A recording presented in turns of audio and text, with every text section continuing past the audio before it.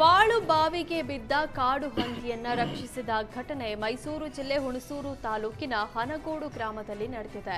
ಆಹಾರ ಅರಸಿ ಕಾಡಿನಿಂದ ತೋಟಕ್ಕೆ ಬಂದಿದ್ದ ಕಾಡು ಹಂದಿ ತೋಟ ಒಂದರ ತೆರೆದ ಬಾವಿಗೆ ಬಿದ್ದಿತ್ತು. ಬಾವಿಯಲ್ಲಿ ಕಾಡು ಹಂದಿ ಬಿದ್ದಿರುವುದನ್ನು ಗಮನಿಸಿದ ಸ್ಥಳೀಯರು ಕೂಡಲೇ ಅರಣ್ಯ ಇಲಾಖೆಗೆ ಮಾಹಿತಿ ನೀಡಿದ್ರು. ತಕ್ಷಣವೇ ಸ್ಥಳಕ್ಕೆ ಬಂದ ಡಿಆರ್ಎಫ್ಒ ಮಲ್ಲಿಕಾರ್ಜುನ್ ನೇತೃತ್ವದ ತಂಡ ಬಲೆ ಮೂಲಕ ಬಾವಿಯಲ್ಲಿ ಬಿದ್ದಿದ್ದ ಹಂದಿಯನ್ನ ಮೇಲಕ್ಕೆ ಎತ್ತಿದ್ರು. ಬಳಿಕ ಹಂದಿಯನ್ನ ಕಾಡಿಗೆ ವಾಪಸ್ ಬಿಡಲಾಯಿತು.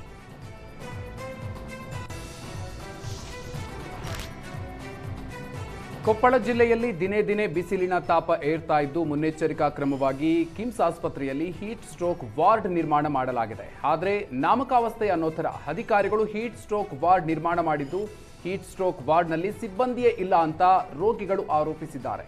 ಇನ್ನು ಹೀಟ್ ಸ್ಟ್ರೋಕ್ ವಾರ್ಡ್ನಲ್ಲಿ ಹಳೆಯ ಬೆಡ್ಶೀಟ್ಗಳನ್ನು ಹಾಕಲಾಗಿದ್ದು ಸ್ವಚ್ಛತೆ ಕಾಪಾಡದ ಅಧಿಕಾರಿಗಳ ವಿರುದ್ಧ ರೋಗಿಗಳು ಆಕ್ರೋಶವನ್ನು ಹೊರಹಾಕಿದ್ದಾರೆ.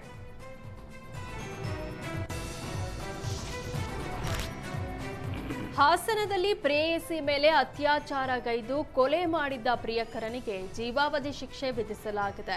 2018 ಏಪ್ರಿಲ್ 22ರಂದು ಬೇಲೂರು ಮೂಲದ ಯುವತಿಯನ್ನ ಪ್ರಿಯಕರ ಪ್ರವೀಣ್ ಅತ್ಯಾಚಾರವೆಸಗಿದ್ದ.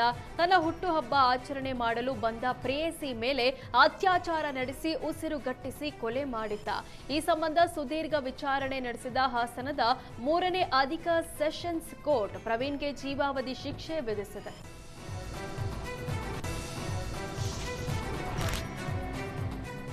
ಗಡಿ ಜಿಲ್ಲೆ ಚಾಮರಾಜನಗರದಲ್ಲಿ ಮಳೆರಾಯ ಅಬ್ಬರಿಸಿ ಬೊಬ್ಬೆರೆದಿದ್ದಾನೆ. ಜಿಲ್ಲೆಯಾದ್ಯಂತ ವರುಣದೇವ ಆರ್ಭಟಿಸಿದ್ದಾನೆ. ಹನೂರು ಹಾಗೂ ಗುಂಡ್ಲುಪೇಟೆ ತಾಲೂಕಿನಲ್ಲಿ ಭಾರೀ ಮಳೆ ಸುರಿದಿದ್ದು ಮಳೆಯ ಅಬ್ಬರಕ್ಕೆ 10 ಎಕರೆ ಬಾಳೆ ಬೆಳೆ ನಾಶವಾಗಿದ್ದು ಸೂಕ್ತ ಪರಿಹಾರಕ್ಕೆ ರೈತರು ಒತ್ತಾಯಿಸಿದ್ದಾರೆ.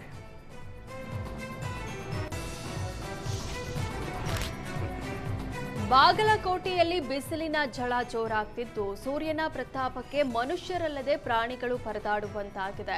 ಬಿಸಿಲಿನಿಂದ ಶ್ವಾನದಳ ರಕ್ಷಣೆಗೆ ಬಾಗಲಕೋಟೆ ಪೊಲೀಸರು ಹೊಸ ಪ್ಲಾನ್ ಮಾಡಿದ್ದಾರೆ.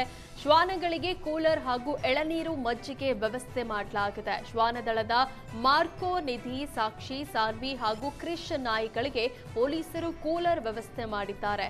ಕೂಲರ್ ಮೂಲಕ ಪೊಲೀಸ್ ಶ್ವಾನಗಳನ್ನು ತಂಪಾಗಿರಿಸಲು ಪ್ರಯತ್ನಿಸಿದ್ದಾರೆ. ಜೊತೆಗೆ ಶ್ವಾನಗಳು ಆಯಾಸ ಆಗಬಾರದೆಂಬ ಕಾರಣಕ್ಕೆ ಎಳನೀರು ಹಾಗೂ ಮಜ್ಜಿಗೆ ವ್ಯವಸ್ಥೆ ಮಾಡಲಾಗಿದೆ.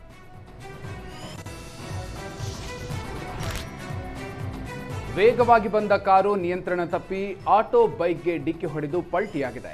ಬೆಂಗಳೂರಿನ HSR ಲೇಔಟ್ನ ಹರಳೂರು ಬಳಿ ಈ ಘಟನೆಯಾಗಿದೆ. ಮದ್ಯದ ಅಮರಿನಲ್ಲಿ ಚಾಲಕ ಕಾರು ಚಲಾಯಿಸಿದೆ ಅಪಘಾತಕ್ಕೆ ಕಾರಣ ಅಂತ ಪೊಲೀಸರು ಹೇಳಿದ್ದಾರೆ. ಅಪಘಾತದ ಬಳಿಕ ಚಾಲಕ ಕಾರ್ನಲ್ಲಿ ಕುಳಿತಿದ್ದು ಸ್ಥಳೀಯರು ಆತನನ್ನ ರಕ್ಷಿಸಿದ್ದಾರೆ.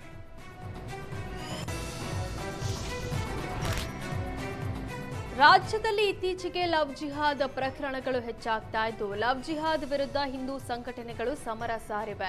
ಲವ್ ಜಿಹಾದ್ನಿಂದ ಹಿಂದೂ ಹೆಣ್ಣು ಮಕ್ಕಳ ರಕ್ಷಣೆಗೆ ಹರ್ ಘರ್ ಯೋಧಾ ಕ್ಯಾಂಪೇನ್ ಆರಂಭಿಸಿದ್ದಾರೆ. ಯುವತಿಯರಿಗೆ ಕರಾಟೆ, ಲಾಠಿ ಟ್ರೈನಿಂಗ್ ನೀಡಲು ಹಿಂದೂ ಸಂಘಟನೆಗಳು ಮುಂದಾಗಿವೆ. ಸಂದಿಗ್ಧ ಸಂದರ್ಭದಲ್ಲಿ ಯಾವ ರೀತಿ ಪರಿಸ್ಥಿತಿ ಎದುರಿಸಬೇಕು, ಜಿಹಾದಿಗಳು ಬ್ಲಾಕ್ ಮೇಲ್ ಮಾಡಿದ್ರೆ ಏನ್ ಮಾಡಬೇಕು, ಲವ್ ಜಿಹಾದ್ ಕರಾಳ ಮುಖ ಹೇಗಿರುತ್ತೆ ಅಂತ ಯುವತಿಯರಿಗೆ ಮಾಹಿತಿ ಜೊತೆಗೆ ರಕ್ಷಣೆ ಬಗ್ಗೆ ಟ್ರೈನಿಂಗ್ ನೀಡುವುದಾಗಿ ಹಿಂದೂ ಸಂಘಟನೆಗಳು ಹೇಳಿವೆ.